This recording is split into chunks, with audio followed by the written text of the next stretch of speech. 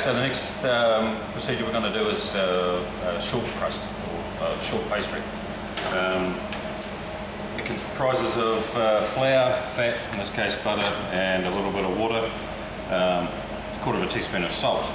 A lot of books tell you to chop up the butter into nice little small cubes. While the butter's cold, I'm just going to use a grater, sieve the flour and the salt into the bowl, and once the butter's grated, rub it in to the right texture, which is a sandy texture, and then we're going to remove that flour, put it onto the bench, make a little well in the centre, and just bind it together with just a touch of water. The water amount varies depending on the grade of flour and how long the flour's been sitting around. So we'll get started. Just a little bit of salt into the flour. Sieve our flour into the bowl, making sure we get rid of any impurities that might be in the flour or any big lumps. So that's the flour and the salt in there.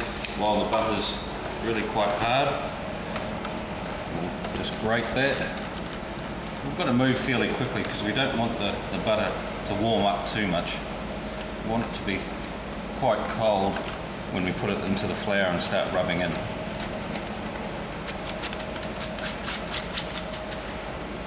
All the weights and measures for this pastry are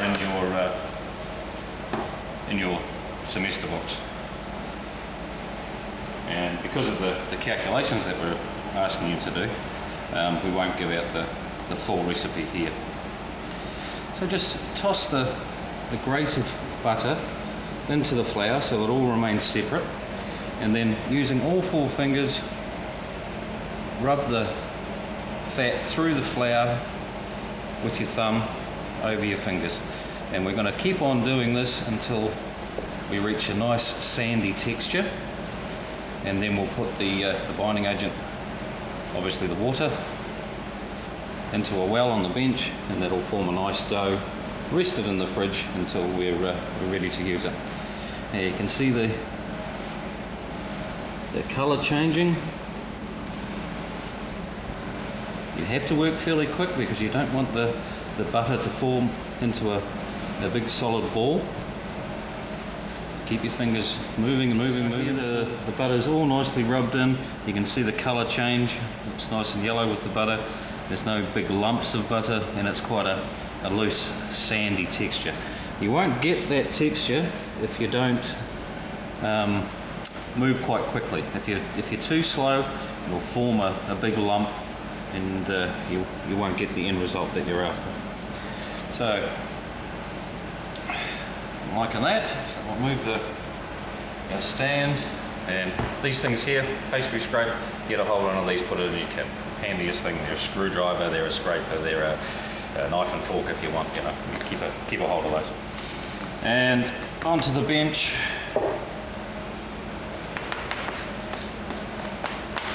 Make sure you've got all the ingredients, make a little well in the centre. And here you have to work quite quickly. Every bag of flour is different. It's got how long it's been sitting, it's where it's from, what brand. So the water amount you have to judge by feel. Okay, so we've got about 60 mils of water here. We shouldn't need all of that. We're going to tip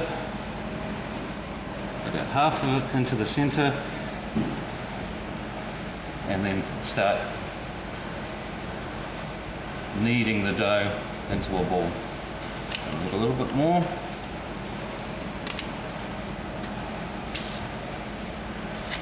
Using our pastry scrape, start working that dough. Don't want to overwork the dough, but we want to be quick enough to put it all together as well. Remember, we're making a short crust. You can see it starting to form, and as the dough comes together, you'll see it starting to lift off the bench, all those little pieces, and form into one ball.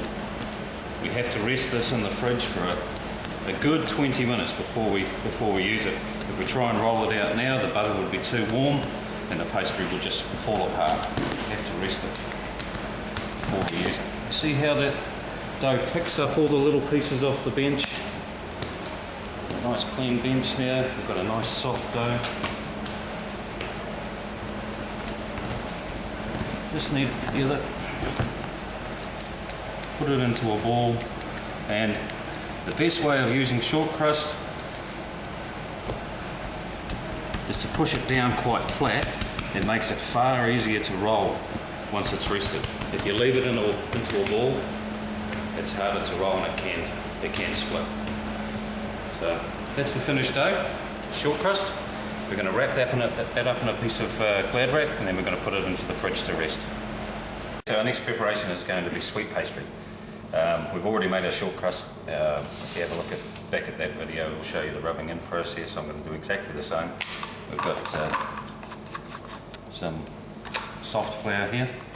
We're going to put a little bit of quarter of a teaspoon of salt into that, and just as we did for the short crust, we'll sieve it into a bowl, making sure that we don't have any foreign bodies in our flour or any major lumps. Okay, so as you can see, we've got a nice sandy texture coming up here. The colour's changed to a nice yellow from the butter.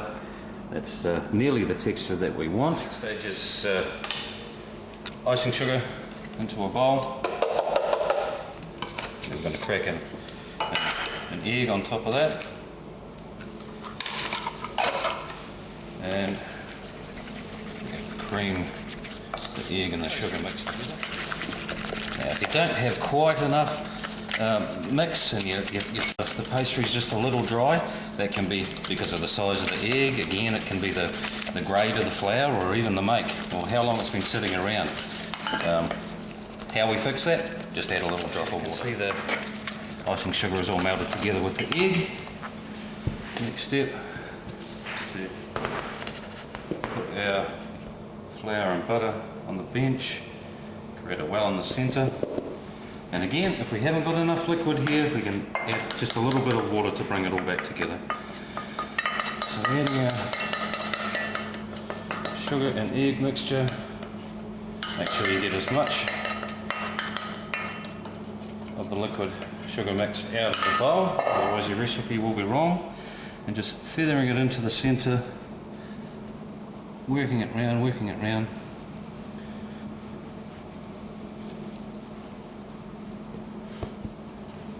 One hand wet, one hand dry if you can. And our trusty pastry scrape again. If you're working on pastry, this will be your best friend. Do get yourself one. Yeah, I'm feeling this pastry as we're going along, and I don't think I need to add any water to it.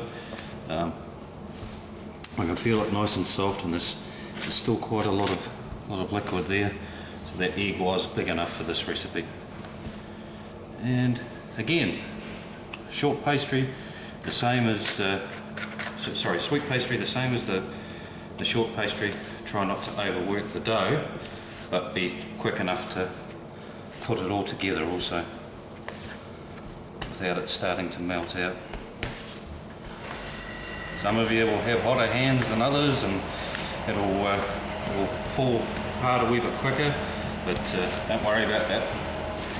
As you can see, this pastry is just still a little bit wet, so we're just going to dust the bench, roll our paste around on the dusted bench. Again, try not to overwork it, and keep it fairly flat when you put it into the fridge to rest. It's easier to roll at the other end rather than a ball. So that's our finished product. You can see it nice and smooth, nice and glossy. We're going to wrap that in Glad wrap, date it, mark it with our name, what it is, and we'll use that later on as mise en place.